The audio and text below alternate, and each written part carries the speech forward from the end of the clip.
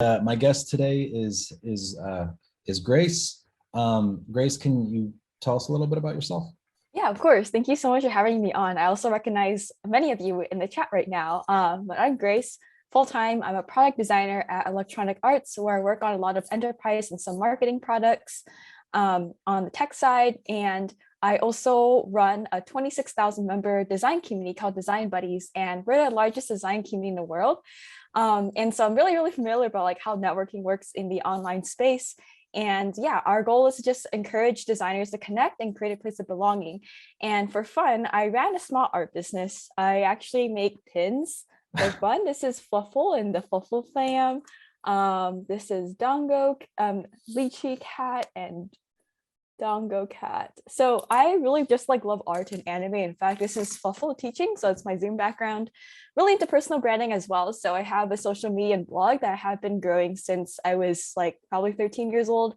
Had about art, and I loved anime art, loved games, and talked a lot about like lifestyle and running. So I also love running. I think running is funny, so that's what I do on the side as well.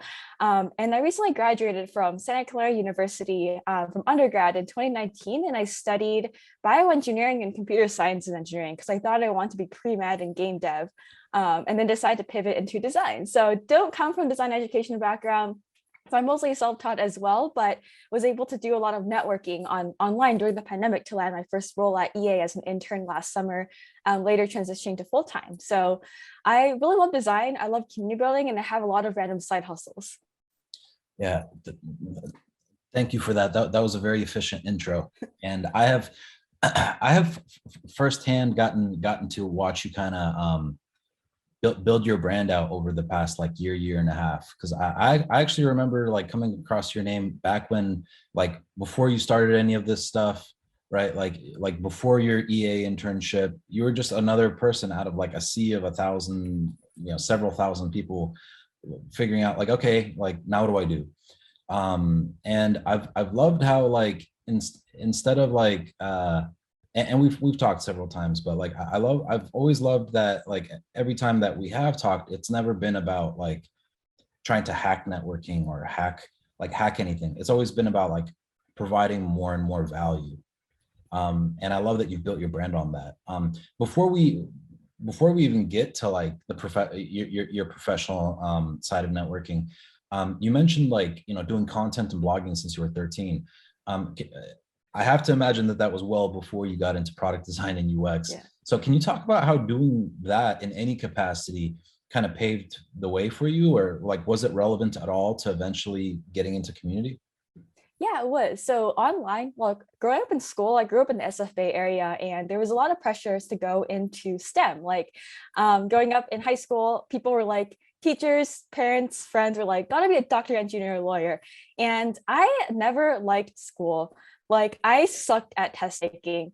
like like it is really yeah, really bad at it. And I didn't really fit in with the crowd, and so I was always that kid who drew in class. I drew a lot of comics. I was really into manga and anime, and so I didn't really fit in school. So that's why I went to the internet. I went on DeviantArt, and then Tumblr. Those are like really big back in the day, probably like the early 2010s.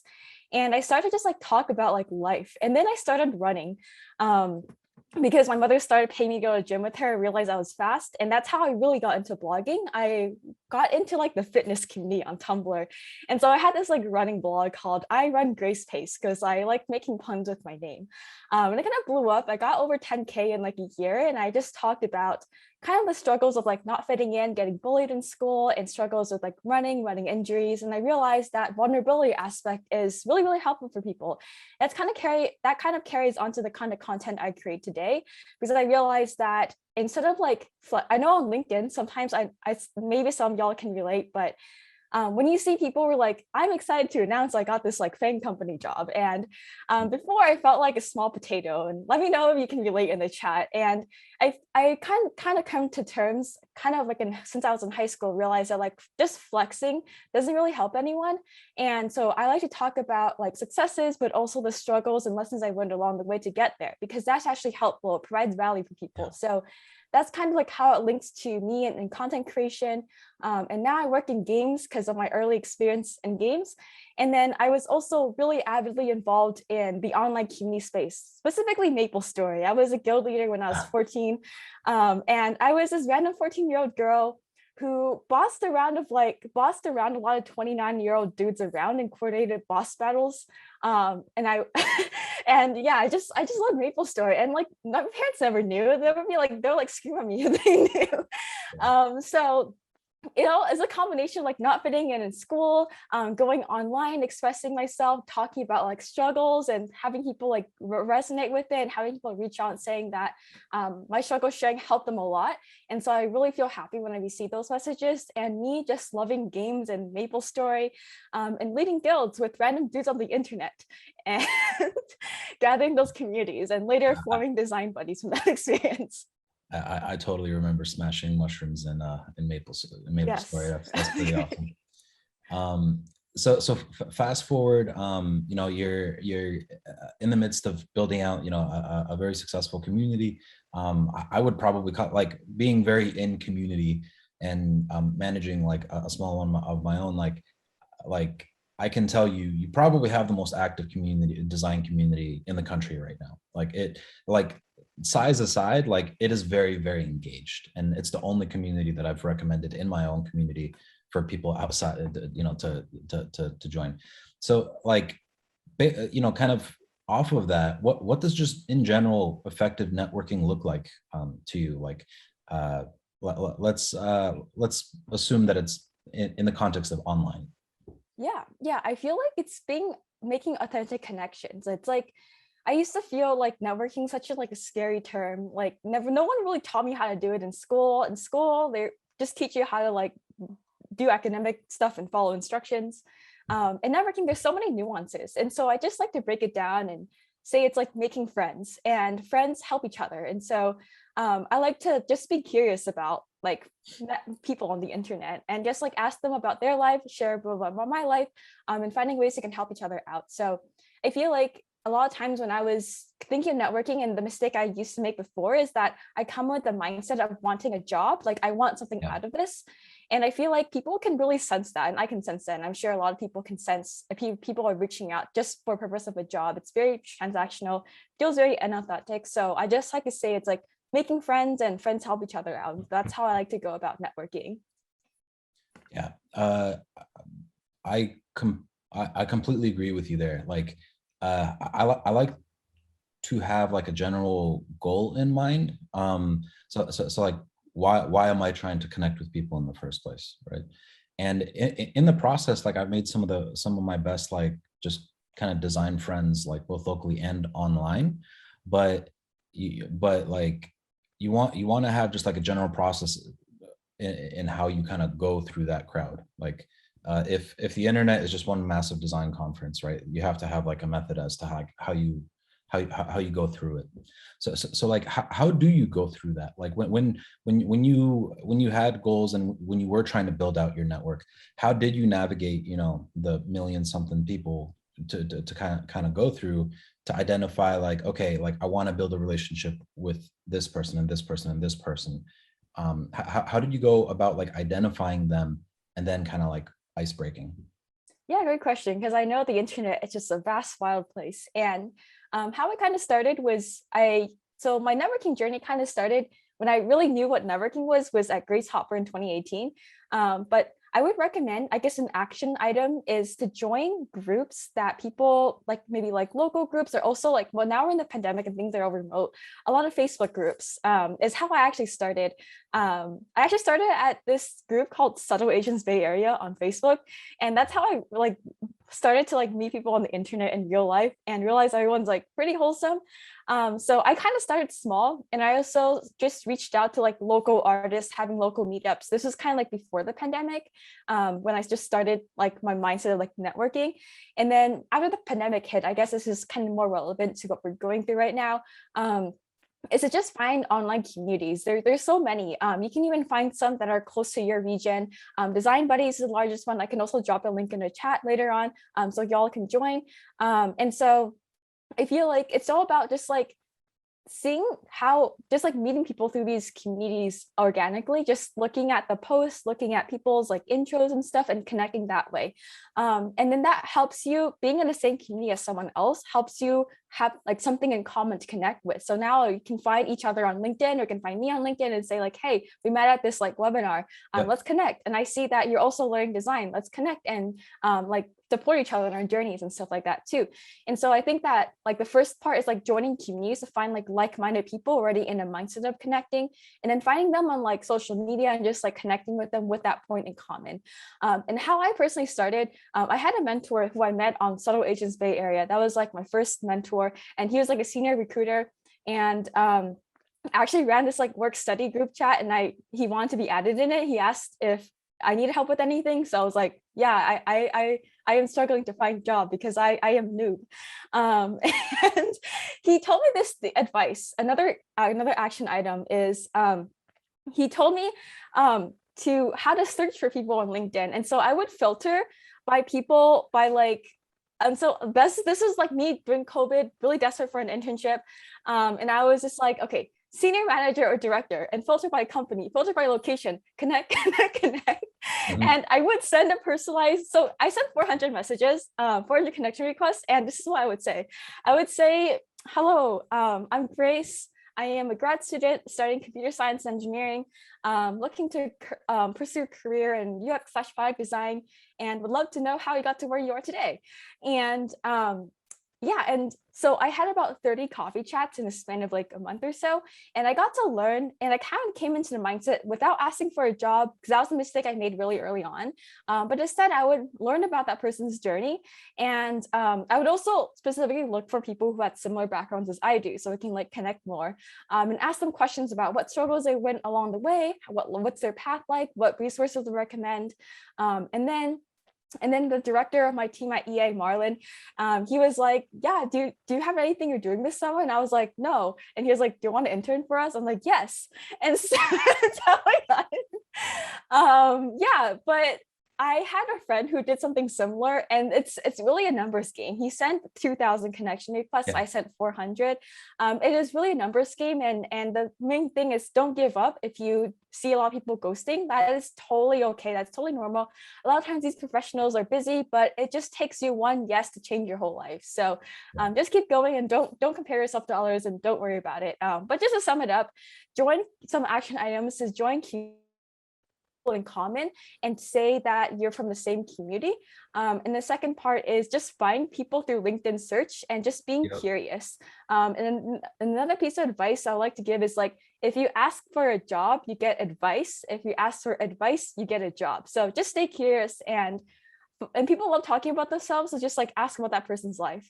And then Yeah. they'll be curious about your life too, and just become friends that way. And another thing I like to say is, make sure, my question I always make sure to ask at the end of every networking call is there any way I can help you? And so making sure that is like a transactional relationship is something I like to carry on with my calls. I really love that. On like the reason that that work that advice is so effective is, and I also keep on like reminding my mentees to almost never ask for a job, because every hiring manager, every recruiter, everyone that's really relevant, like they're generally always hiring, right? Like that they're always working on it already, right? So in making the connection, you want the other people to connect the dots and figure out like, hey, like I might be able to plug this person into this role that I have coming up, or another manager has a role coming up, and I think that this person's a great culture fit, right? Like either way, those that is happening in the back of the other person's head, right? So if it doesn't organically come up, you can assume that if you ask, like it's not gonna, like it's gonna deteriorate the quality of your conversation a little bit. So just focus on building out that relationship, and not just like with those 30 people that did give you coffee chats, right? Like it's super important that now you maintain those relationships, right? Because like now you've had that face to face. So you're able to actually maintain it like once a year, just like hit them up and be like, hey, it's been a while, hope you're doing great, right? Because it's so rare that people do that. Like everyone just wants to take, right? So like just even a year from now, hitting those people up that gave you that advice, just checking up on them, being like, hey, how's life, just want to make sure that you're safe, right? Now it's showing that like, oh, like, well, we're friends, right? I thought we were friends, we're definitely friends, right? It like that that quality of relationship it's career long. Like it's not just about like, I need a job right now. It's like, you've made that connection for life. Yeah, and also keep them updated because people like to see it, like people they talk to before succeed. And so another action tip, I know sometimes it's kind of hard to keep track of everyone, is I have a CRM, which is a sales term for customer relationship Yeah, I management. used to do that too. Oh, God, you're such a nerd. I did the same thing. I did the same thing earlier. Yep. Go ahead. Preach. Yeah, Preach. exactly. So I have Notion has a great template for this, by the way. So Mhm. the template on Notion is basically like customer relationship management, meaning like a spreadsheet to keep track of all your connections and the last time you contacted them. And on Notion, you can create a page of like what you all talked about. And remembering details about someone's life, like their dog's name, could mean the world to them as well. So Yeah. I always make sure remember the details and reach out to them. And you can set a formula on Notion to see like when's the last time you contacted them. So it's been a while, then you can contact them again. But keeping a spreadsheet, it's so easy to keep track of people that way as well. And sometimes people, if you're thinking of like when to reach out, sometimes people say like happy holidays, or like happy new year. It's also a common time to reach out as well, or whenever you land a new opportunity, something new in your life, and or like you applying their advice and helped you in a very impactful manner. So just let them know because people like to stay updated, and I really appreciate it when people like who reach out to me for like mentorship and updated me on like how my advice landed them an offer. That makes me really happy. So Yeah. they'll feel really, really grateful that you actually took their advice because not a lot of people do that and applied it and experienced a lot of success with it. Yeah. Um, so a lot of what you do is you just, consciously or unconsciously, you provide value. Like, can you speak to like being a value add to the design community and how you get like the return on investment you get for that? Because I know that you got to be, donating at least 40 hours a week to the design community. Like how does that come back to you? Yeah, I like to, I guess like some actionable tips I would like to give someone who might not necessarily be community building, to share your learnings on the internet and just share like your journey, because even if you didn't really get a role, like a new role, but you can just like share about your struggles or just like your goals, and you can find like-minded people to connect with and form like a little support group. So just sharing your learnings on the internet and sharing like your journeys, or what I like to do in Design Buddies is we like to encourage people to share their takeaways and webinars on social media and tag Design Buddies. And so we would like reshare them as well. But just giving back and just sharing what you know already to the community, Yeah. and also connecting with people. And just, yeah, and also helping just like joining communities, answering questions, and just saying or commenting on people's posts like congrats, good job, and just being supportive and sharing your experiences on the internet too. And you don't have to be like super master designer to like post on LinkedIn. Anyone can post on LinkedIn, and I feel like that might be a blocker for some people. But I can tell you like the first time is the hardest, but just that hard part, you only experience it once. It just gets easier from there. I'll add one more thing that I think is actually like your biggest value add, and like you didn't list down, which is just being a super connector. So Oh yeah. just connecting people together, like with yourself kind of detached from that, is a massive, massive value, because like at the end of the day, everyone that makes a meaningful connection with another person on your platform or under your watch, like they kind of get, like, you get credit for that, right? So you get associated with that connection. I love to be very conscious of this also, offline, at offline events. So like at offline events, like I try to, have a good time and stuff like that. But one of the things that I'm super conscious of at like conferences or anything that is in person, is being like aware of uh who should be meeting who. and then grabbing a person by the hand and being like, hey, you need to meet this person, and actually getting them to shake hands and like tell them, hey, you two should talk. Like, I think you guys are gonna like have a really good time, like getting to know each other. Because then usually they do, because like, you know, both people.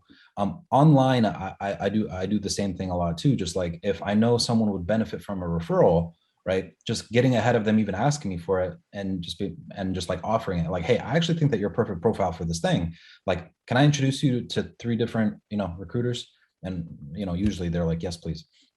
But like, that level of kind of super connection like really reinforces your place in the community, um and you get associated with a lot of value. And the thing that I think people can be a little bit short-sighted about is, you could say that, well, Yuri, I mean, you're just helping kind of like, you know, individual contributors at the lower level, you know, meet each other. Like, how is that helpful?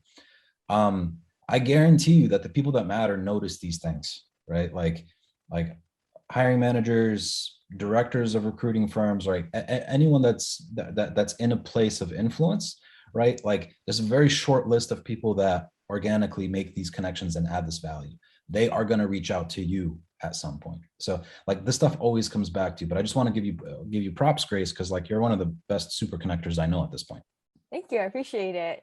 I would just like to help people out. And sometimes, like, I know how intimidating it was just networking and reaching out to people. And I had a lot of people in my life who helped me connect with people. So it feels nice to be able to like be in a position to also connect people with each other as well. Yeah. uh Mistakes, what are some mistakes that you made early on, maybe still make, and maybe mistakes that you see people in your community or LinkedIn make a lot? Yeah, I think the mistake I made, so I guess I'll start with the first time I went to a tech conference. Any conference related to tech in my life was Grace Hopper in 2018. Mhm. And so some context, I came in as a scholar, and I that gave me a lot of ego actually coming into that conference. And I was like, wow, I am super prestigious, fancy scholar title, updates my LinkedIn. Hi everyone, I'm a Grace Hopper scholar. Um, so the first mistake was coming in with too much ego. I was like, yeah, I am the best. Look at me. I am so cool.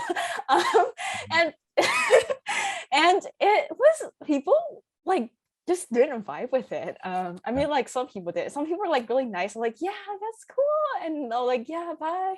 Yeah. So make sure you're coming in without ego. And like I would introduce myself as like, hi, I'm Grace, bioengineering, computer engineering student, fancy Grace Hopper, scholar, fancy in front of people, in front of recruiters. Yeah, because I was really desperate to like break into tech, because before I was pre-med and like yeah, pre-med and a little bit of game dev, and I really want to get into tech. So I was really desperate to get an internship, kind of like the last summer before graduation, like junior to senior year. So I was like really hungry for that, and it put off a lot of people. And like I've like tried to like connect with everyone, and that's also leads me to the next kind of like mistake I made is in real life. It's kind of hard to leave conversation. Sometimes if you're just meeting so many people, there's always going to be people who you might not like vibe with, who are really different than you. And there's so many other people out there, so don't be afraid to end conversations, and you'll be doing the other person a favor as well. So yeah, so I would try to just like connect with everyone, just like know their life story. And the third mistake I made was telling my life story at the first meeting.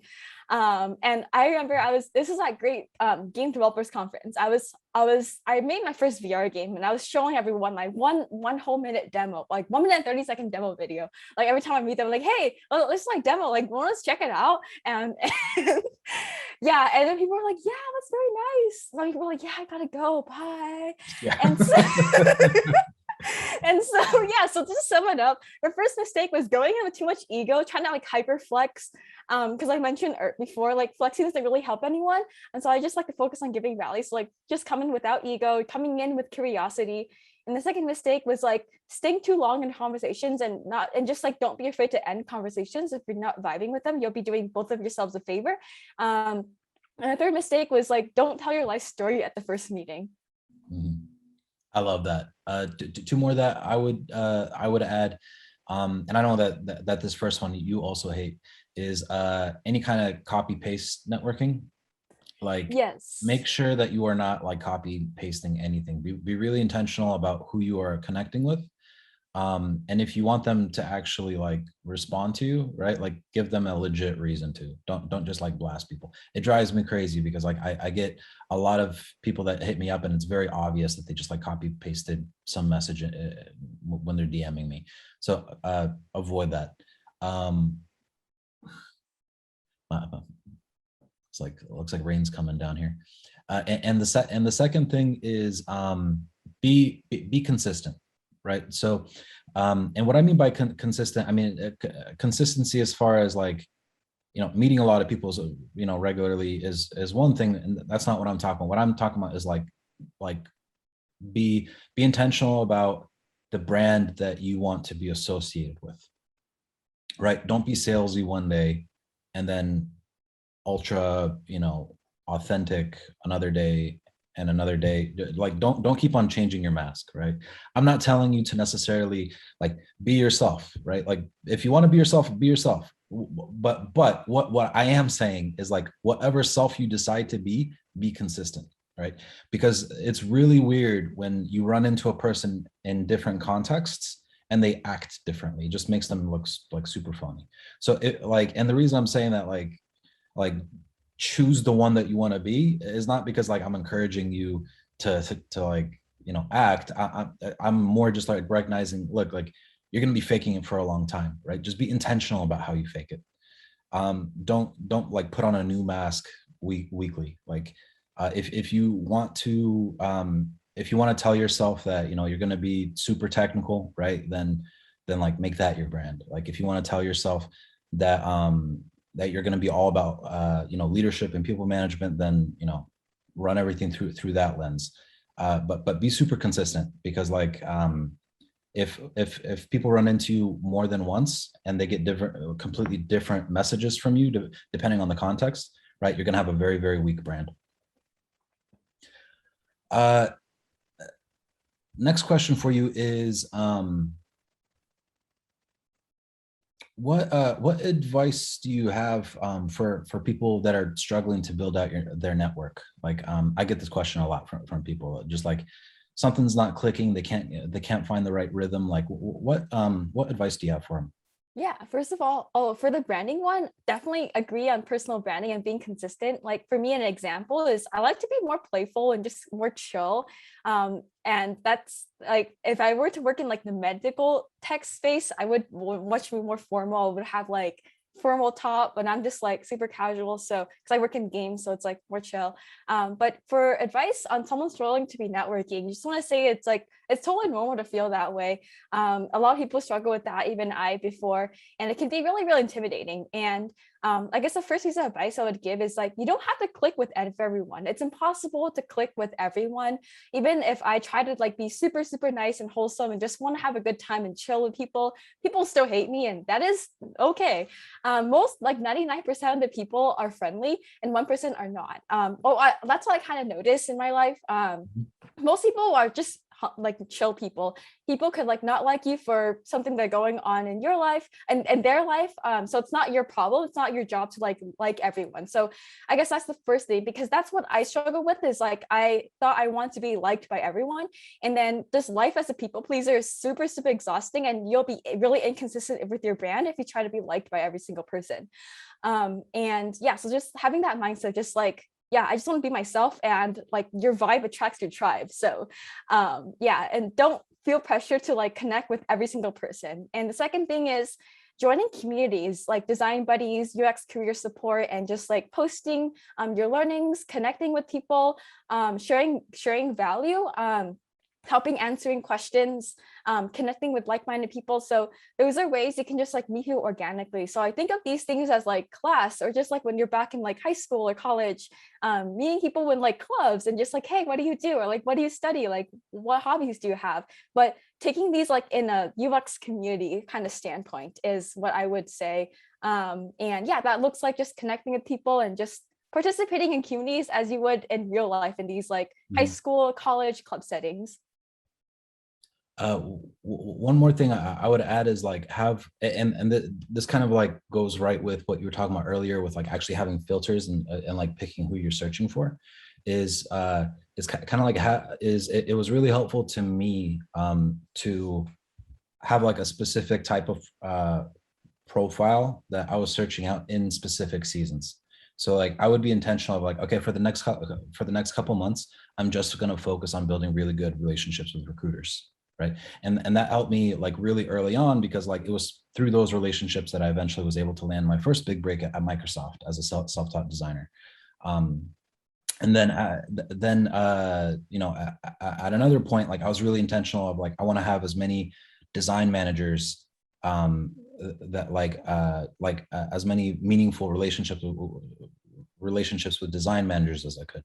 So then like this was actually more offline than online at that point. I would just be like really intentional about figuring out like, okay, at this like design event, because I would go to a lot of local events, like I would actually ask and you know kind of connect the dots like with people that I would network with. I'd be like, hey, do you know any design managers here? And 9 times out of 10, like they'd be like, oh yeah, like that person works at Sonos or that person works at eBay or whatever. And then I would like make it a point to make those connections and then take them and you know then get their LinkedIn and stuff. But it wouldn't like don't don't just kind of like scattershot just try to like network generically all over the place. Like be intentional about like okay, like these are the types of connections that I'm trying to make right now, and then just change what that goal is like as necessary. Yeah, I like that because you kind of come in a different mindset for connecting with a recruiter versus connecting with a hiring manager. Yeah, and plus like when you are talking to someone that's not that profile, you know to ask, hey, do you know anyone with this profile? Mhm. um I think we'll make this the last question, then take it to Q&A. And folks, if you haven't noticed already, in Zoom at the bottom bar there's a Q&A control, so feel free to just drop specific questions into Q&A while we wrap up this part of the session. So let's talk about offline networking. So we talked a bit about online. You know, hopefully soon there will be such a thing as local design events. Like in like face-to-face, person-to-person settings. Do you have any tips for how to make like how to make connections in intimidating environments and with intimidating people? Like intimidating people, do you mean like C-suite people? Like people like really high up in the leadership? Yeah. So you can, I mean, yeah, not because they're I mean, mean, I find but sometimes those people intimidating. I'm still growing. yeah, Yeah, I know. I've learned that like most C-suite people are like really nice and really just chill because they have to be chill because they probably have to deal with always stressful situations and succeed in those environments. So I feel like I guess kind of like what I like to say is thinking of like how the other person feels. Like I'm sure that people sometimes they might look intimidating, but once you get to know them, they're actually really, really chill. So just knowing that these people are usually really chill. And I feel like I feel like doing as much research beforehand about that person is good. So you can come in with a well-informed talk and well-informed like things to say. So like I don't know how like if you're like in real life and you know like I guess an example is you attended a conference and there's like a speaker that you really want to listen to and they have really interesting talks, like attend their talk and you want to like reach out to them afterwards, like they have like some time on stage to answer, like meet people and stuff. So like I guess that could be like intimidating for some people. So beforehand or during the talk I would like to do as much research as I can so I can come in like really informed and really like and come with a list of questions. Coming prepared helps me a lot in navigating these like intimidating conversations. And that's number one. Number two is just realizing that they're humans too. They probably feel intimidated, they probably feel nervous, but people like don't show it. And so just make authentic connections and ask them how they're doing. Instead of like, hey, can I have a job please? But just ask them like, how are you? What do you do? What are your goals? How can we help each other? And so just like approach you like making friends. And then if it's intimidating, do a lot of research beforehand. yeah, I found that that it's helpful to focus on the thing that is uh, on something that is separate of like them being an executive or whatever, like whatever's the thing that is intimidating, right? Like don't dwell on that, right? Like maybe to use your example of them being a speaker at a conference, like maybe that person had mentioned that they have a family. So like I might lead with like, hey, I've also got two kids. Like, how old are yours, or whatever. Like focus on something that is not related to the thing that you're intimidated by, because and then once you've kind of warmed up and the knot in your stomach goes away, then you can kind of circle back and talk about that. The other thing, and I think that you mentioned this earlier in the conversation, is like everyone loves giving advice, right? So Mhm. like an easy way to also like get a productive conversation going with them is to just ask for a piece of advice. And they'll probably have something canned in the back of their head that they just rattle off, but like that's also a great icebreaker, right? Yeah, and then I like to give like I like to ask like what's one thing that you would tell yourself early before you started design, or like what's something that you would tell yourself like in my age, or what's one thing that you wish you knew earlier, is always just like something I like to ask just like as a Yeah, default because I didn't have anything in particular. yeah. And let's I'll make this the last question. We'll try to make this one quick, just because I care a lot about this one. Is how do you have any tips for building out your local presence or your local brand? Right, it's one thing to build out your kind of online LinkedIn brand, but how do you also carry that out and carry that into like your local face-to-face community? Yeah, and so I guess I can talk about like different phases of my life. In college, I tried to join everything and just like to have like leadership positions in clubs. I don't know if some of y'all are in college, but that's what I did. And just being there and just being present and showing up Mhm. and just being known and volunteering to take initiatives and help each other out and stuff like that too. So that's how I did. That's what I did in college. After college, um, it was very shortly before the pandemic happened actually, but I was really involved in the art business space. I've always wanted to table at anime conventions in my own artist alley booth and start my own business, just for fun. It's just like my playground, and I met up with local artists. And how I would find them is when I was tabling at conventions, I would just like, because they're probably local because they're at the same convention. I was Mhm. just like, hey, I love your art. Like, how did you get into art? And then if we vibe, I'm like, let's connect. And so I actually had this messenger chat. It was called like SFA area art meetups. And then Uh, uh, Tony, can you please mute? Yes. yeah. No worries. Yeah, so I actually had a group chat of local artists that I just like made and connected people together that way, and people like found collaborators. So that's what I did when I'm going into a new field. Maybe we could do that with design, but I just went up to people in their booths, like literally. I'm like, hey, I like your art. Like, what do you do? And if we vibe, add them to the group chat. Mhm. Or I had like an Instagram DM as well. So I had that. And then in that group chat, I had like meetups every single week. Um, and so that group chat was kind of like my CRM, and then had a meetup every single week, and we would like meet up at cafes and draw, and there would be like a lot of people show up, and I take group photos, post them in the group, and just connect people together.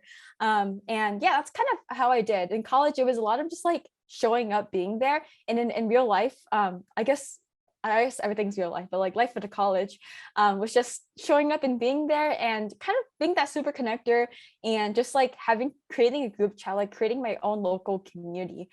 Because I realized a lot of artists or like designers, they want to connect, but it just takes, and they don't, no one really like takes, not a lot of people take initiative. And if you take Yeah, initiative in making these group chats, then you'll be the one standing out as well in your local yeah, community.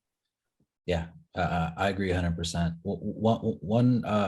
One very specific hack I can give everyone here, uh, and this has probably resulted in, I don't know, like at least half of like my most high quality connections, is show up early to design events and help them set up, Oh, and leave late and help them break down. oh, big brain. Some of the most high quality connections tend to be the most humble, right? I cannot tell you how many like senior design managers I've met that just kind of hang back because that was like their evening plan was to, you know, just network and try to recruit for their team, and they'll just hang back and like help break down tables and stuff, right? Um, and then and when you do that, a lot of the time, like because it's so rare, the actual organizers will, you know, eventually like, you know, come up to you and stuff, and it could lead to you know, friendship and whatnot, and also like you can ask to get involved with what it is that they're doing. So that's what I did locally with my local user experience professionals association chapter. Was like I got started with them just by like, I liked the events and I would just kind of hang out with them and help them break down. Eventually they invited me to become an officer, and now I like for the past 4 years I've been helping them organize events. So it goes back to like, you know, a lot of this conversation has been about like what kind of value can you provide, right? So somebody has to throw away all the cups after the conference, right? Like that, you're providing value by doing that. So it's probably not the kind of networking hack you guys had in mind, but I found it to be extremely effective. It's just helped to do just help do some of the work that nobody wants to do. Yeah, that's really interesting. I never thought of it that way. So make sure you come early and stay late at conferences, buddies. Yeah. Oh, yeah. Or one or the other, right? Like, but I'm super intentional about that. Like, I will plan my schedule out to like do one or the other. Yeah, and don't burn yourself out too. If it's like too late, then like don't stress yourself out. Yeah, yeah. Like if yeah, if you know that you can't be out late, just come a little early. And like another thing is a good chunk of the time, like they won't like if you come early and you're like, hey, like how can I help? Like a lot of the time they'll just be like, hey, we actually have more than enough hands. Don't worry about it. Just hang out. But they'll still appreciate that you asked, and you'll get an opportunity to make that connection. Yeah. And during the day, during the event, everyone's like really, really busy, but those times are when people are more free. Yeah, yeah. Cool. So that concludes the first part of our chat. Are you cool with going like 15 minutes overtime, Grace? Yeah, that's fine. I don't have a meeting after this. Okay, cool. Usually I'm better about getting through this part within 35 minutes, but this has been a really fun convo. So for our next leg, I'd love for a member of our UX career support community, Tony, to introduce herself, and she's gonna help us with Q&A. So I'm Tony. I'm a UX designer and a content strategist. I volunteer at design.org, and I'd love to see your questions. It's from Anonymous. How do you sustain communication between the first networking call with someone that's a manager or a senior? I say it's easier to communicate with designers on your own level, but it's harder with someone who is on a higher level. How do you continue that communication? Yeah, I guess I can talk about like my experiences as a student trying to connect with a lot of senior designers and just learning, or like even designers in general, and just like before I became a designer myself. Is I would just keep them updated or just like add them on LinkedIn. And I would also post a lot on LinkedIn. So they stay updated as well. So they can see my posts and I can see their posts, and we just like comment on each other's posts. So it feels not like it's like not as direct as DMing, but you're just in each other's network, just kind of just like at each other on social media is how I personally just stay connected. And if I have like a really, really impactful conversation and they gave me a lot of really great actionable advice, I would just like to update them every few months or so about like how I'm doing, or like every time I get a new job or like new thing in my life, applying their advice, I'll reach out to them again. And then how I would keep track of these connections, I mentioned earlier, is the CRM or customer relationship management. But in the context of this, a spreadsheet of all your connections and what you talked about, document what you talked about, and also document like when's the last time we talked with them. So adding them on social media and reaching out to them every few months to keep, or every year, or like every, I don't know, 3 months or so to keep them updated about your life. Yeah, and I would just add ask. So just ask them, like, is it cool if I reach back out to you in a month? I'd love to give you an update on like how I executed all the advice that you gave me today, right? Most of the time they'll be like, yeah, no problem. And then they actually like, then they'll be really warm for like when you do reach back out to them, because you set the precedent of like, hey, I'm going to reach out in a month, or hey, I'm going to reach out in 3 months, right?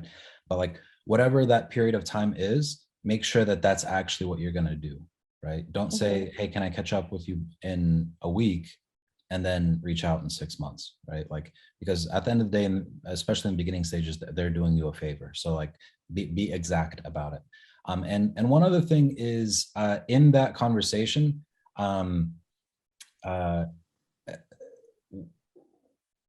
make sure to ask if there's anyone that you should be talking to. Like effectively ask for a referral to another conversation. This is another thing that I've found really helpful, especially when closing conversations with people. Like I'll just straight up ask, like, hey, I know that you've got a great relationship with this person. Do you think it would be appropriate for me to reach out to them, or if there isn't someone specific that you are trying to have them be a bridge to, just kind of blanket ask, like, hey, is there anyone that you think I could learn from, or are there any people that you really think that would be helpful somehow, or like whatever. Like you can phrase it different ways, but the point is like leverage connections to get more connections. Yeah, and also ask how you can help them out as well. Yeah. They usually don't expect it, and you'll stand out that way. Yep. And sometimes it would be like giving feedback on their product, so that's another opportunity to reach out. Yeah, it could be literally anything. And some people, I just meet, they want like opportunity to speak at Design Buddies, so that's when I make that happen for them. So it could be anything, but just ask them how you can help them out. And giving feedback on their product is super, super helpful as well to them. Yep. Thank you. The next question, it's from Bobby Bishop. Any tips for figuring out your brand? Great question. I just do it. I just think of like what I like, and without judging myself, I love anime and I love maple syrup and I love bunnies and just living that and living unapologetically and not changing myself for anyone. And it takes a lot of just like thinking. One thing I do is like a lot of people like have shower thoughts or just like have meditate, but I like going on runs and just reflecting like, what do I really value as a person? What do I like? What do I dislike? What kind of people do I like being around with? What kind of personality I am? And just kind of living that life. It's definitely a process. You don't have to have it all figured out. Everyone's always changing.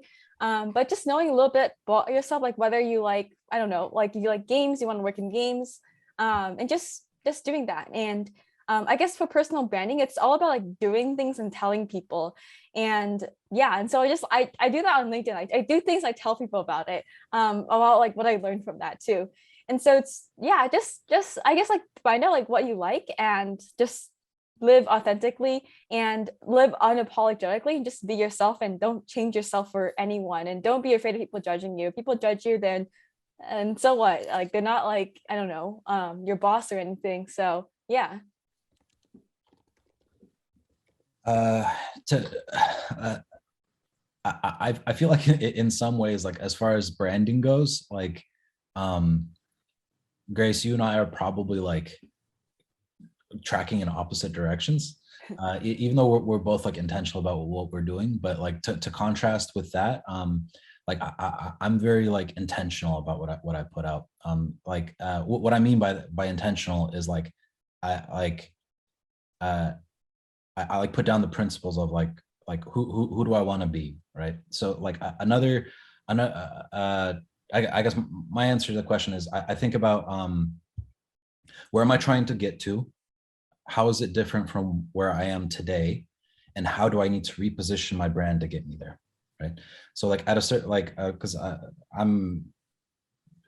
been doing UX for over 10 years now. So most of my positioning now is about leadership. It's not just about, my next design role. So if you go to my portfolio, a lot of my stuff is, like I'm intentional about, I changed my branding to like utilize a lot of serifs. It's a little bit colder, right? Like it's all about like mentorship, and I have my own values and principles, like an entire section, right? Like the tone of voice has changed, and that's because I'm positioning myself for where I want to be, not where I'm at. So that's my answer to that question, is just think about who you want to be when you grow up, right? Like 5 years from now, where do you want to be? And then think about like, how do you need to reposition your brand in order to get there? Yeah, definitely. And I guess for my own portfolio, it's a lot of bubbles and bright colors, because I like games, I like social media a lot, so I kind of reflect that. Like I guess for some of y'all, like think of what industry you want to be in and kind of design your portfolio and your brand based on the industry. Yeah. And be comfortable with changing it, right? So like every 6 months, like like that that goal is gonna get adjusted a little bit, or maybe a lot, right? Like for a little while, like I had changed my portfolio to talk about how I'm a voice designer, and then I learned I want to get very far away from voice design, so I had to do a hard pivot. But like, just be intentional about where you're pointed. Yeah. And also don't put like this is a mistake I made before, but don't put in your portfolio like I am a UX designer, engineer, blogger, influencer, artist. Just stay focused on your portfolio too. Yeah, yeah. And if you do bring like cute brand elements, make sure that they're compatible with that future. Don't just be cute for the sake of being cute. Like your brand, although like it's very different from mine, like I find that it's very high polish. Like your stuff is very consistent. Like it's very clear what your brand is. You're not just like putting stuff in for no reason. So just it doesn't matter like where you want to take your brand, as long as you're very intentional about what the end goal is. Yeah, definitely. And don't be afraid to showcase your personality too. If you like being playful, then don't hide that from people. Yeah. There's another question here. I'm not sure if you guys answered it as you were talking, but this Tashida is asking, she said that she often finds herself in awkward situations where she doesn't remember where she met someone and how they interacted. And then how do you tackle that situation? How do you avoid that situation? Yeah, on LinkedIn, whenever I send a connection request, I like to say like, hey, it was nice meeting you at this place. So that's how, and then if I want to remember, I just scroll my messages and see. And also keep that in my spreadsheet too. Yeah, I'll just say something like I'll just be honest and be like, hey, I'm so sorry. Like I'm a little bit tired, and I've met 200 people in the past three weeks. Can you help me out? Like, oh yeah, that too. I do that too. Yeah, like, it's cool, right? Like, especially if you're like really active in community and networking. Like, people aren't offended. I will say that where you want to be a little bit more careful is with people that you used to work with. That one's a little more embarrassing, and that's happened to me a couple times. So just like anyone that you work with, like make sure to like, especially when you know that you're leaving a role, right? Make sure to spend a little bit of extra like one-on-one and FaceTime and stuff, and just like make sure that you really bake their faces into your subconscious. Because it's really like it's way more awkward than it's like someone random coming up to you than if it's someone that you worked with for 6 months and you're like, do I know you? And they're like, are you kidding me? Right. That happened to me with a project manager that I worked with literally for 6 months, and it was very embarrassing. We're human. A few people asked about freelancing. Can you talk about that? How do you start? Is it in the context of networking, or just generally? Yeah, so it's a little vague, so I'm not sure if it's let's see if we could talk about it in terms of networking. Like finding how do you clients? relate that to networking? Like finding clients? I'm assuming maybe, right. How do you interact with people trying to find work and not being awkward or things like that? and think Well, about something like well, that? the things that worked for me is because I used to I used to do a lot of networking to find clients early on. Just make sure that you've got a lot of business cards on you everywhere you go. Give everyone 3 business cards when you give them a business card, not just one. Always give them 3, just, just so they can give them to whatever. But it's just like kind of like a rule of thumb. Uh, always have an elevator pitch handy. So like anyone that you meet, make sure that they know that what you do and that you're available for work. And then if it feels right, again, kind of what I was saying earlier, like always ask. So do you have needs? Do you know anyone that might have needs? Would you mind connecting me with this company? I know that you currently work with them as a vendor, or you work for that company. Would you be comfortable with connecting me with your boss, whatever, right? Like I've had that done successfully to me by recruiters when I was working at Amazon. Like they would connect to me because they were trying to get to my boss. And done right, it is possible, right? Like I have made those connections before. So Yeah, and I haven't really done too much freelancing, but in the times I shortly did, I use a lot of social media a lot. I just put myself out there, post my work, and people like ask, "Oh, do you want to draw this for like this amount of money?" Yeah, just like post your work and just joining communities and sharing your work. And in terms of like pricing, I have a lot of thoughts on that, but always ask them what their budget is first, and don't take things that are not that a lot of times people like undervalue like creative work, and so just make sure to ask them what their budget is first, and making sure it's fair and everything too. I found another question here. Someone is asking about writing that note to someone that you met. Any tips on that? Like a follow-up note to someone you were networking with for the first time?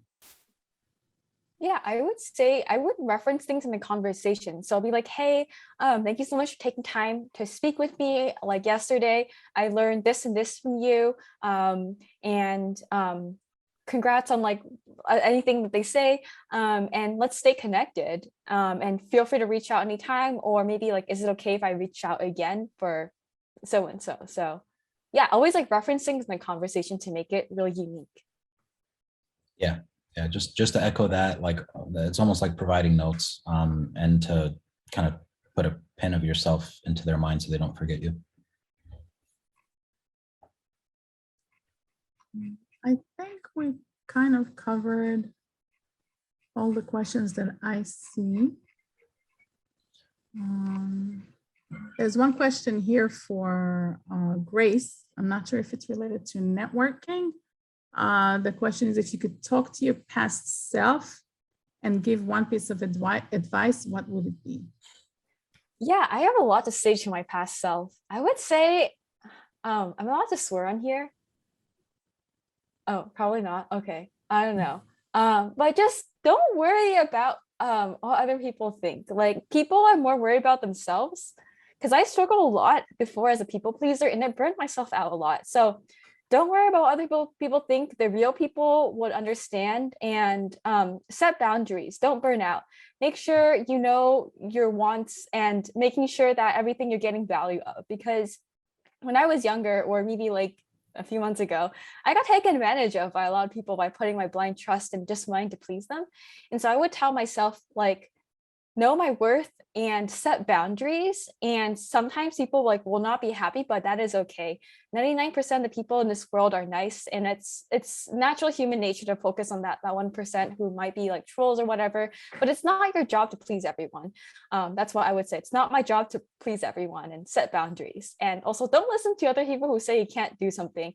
I actually struggled a lot in my design journey at first, because I was an engineering graduate, so I had like department chairs saying that like, why engineer? You should do engineering. You don't belong in design. Blah, blah, blah. You should stick with your college major. And I would just tell them, like, even though they may be authority figures, but just because they have like a fancy PhD title in their department chair doesn't mean that you had to take their advice.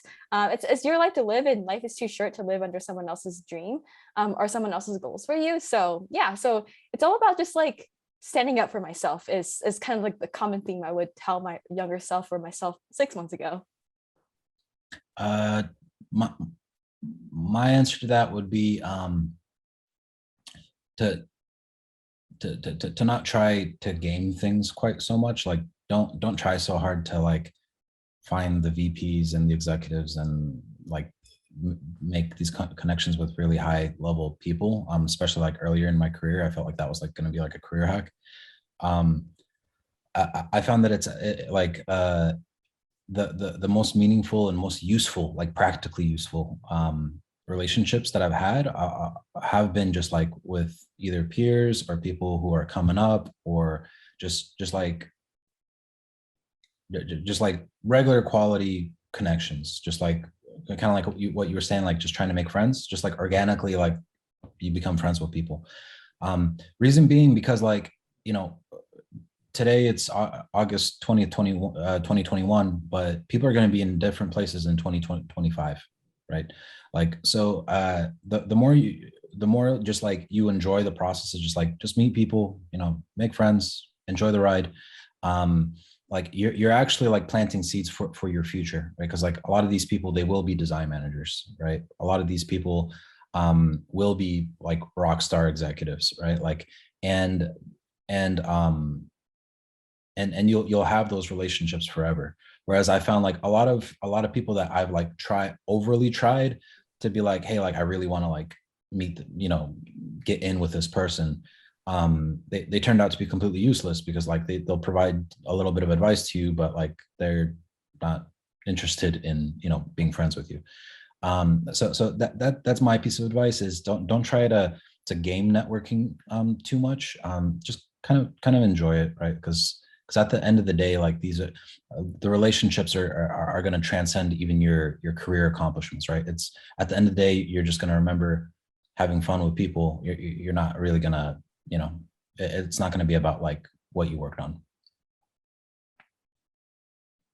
Cool. Well, on that note, thank you so much, Tony, for helping us out with Q&A.